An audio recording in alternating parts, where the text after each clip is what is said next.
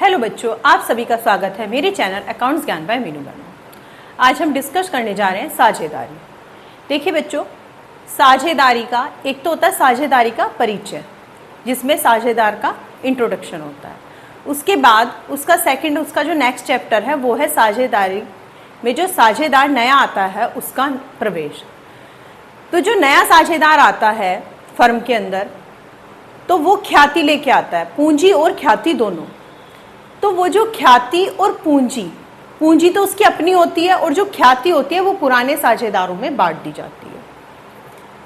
कई बार कंडीशन होती है कि फर्म में आधी ख्याति फर्म में ही रखी जाएगी और आधी पुराने साझेदारों में बांट दी जाएगी। तो अगर वो फर्म में ख्याति लाता है साझेदारी, नए साझेदार का प्रवेश,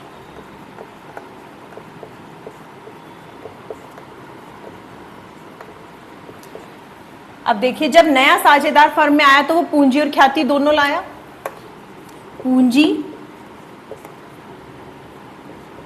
और ख्याति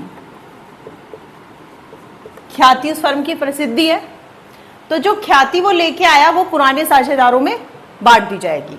वो कैसे बांटी जाएगी? अब मान लो सपोज पूंजी लेके आया वो 10,000 रुपए, ठीक है, और ख्याति लेके आया वो 5,000 रुपए। अब जो नया साझेदार है वो आया लाभ हानि के अनुपात में 1/4 के हिस्सेदारी में। तो अगर 3 साझेदार पहले, मतलब कि साझेदार जो है वो 2 है फर्म में, ए और बे, और जो नया साझेदार है, नया साझेदार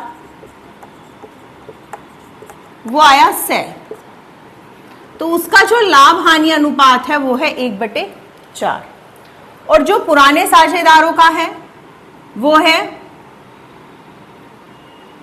3:2, ठीक है। अब जो पुराना नया साझेदार जो ख्याति लाया है 5,000 रुपए की, वो पुराने साझेदारों में बांट दी जाएगी। और वो बांटी कैसे जाएगी कि 5,000 रुपए की ख्याति है गुणा ए का जो अनुपात है वो है 3 और भाग 5, क्योंकि 3 और 2 का योग होगा 5। मैंने आपको हर वीडियो में बता रखा है कि भाग में हमेशा उन अनुपात का योग आता है।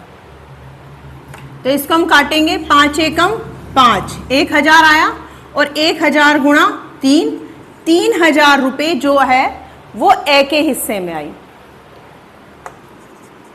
अब बे के लिए, बे का भी सेम प्रोसीजर होगा, 5,000 गुणा 2 भाग 5, 5 एकम 5, और इसके हिस्से में आई 2,000 रुपए की, ठीक है।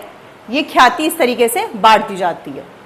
ये तो है जब पुराने साझेदारों में ही बांट दी जाए।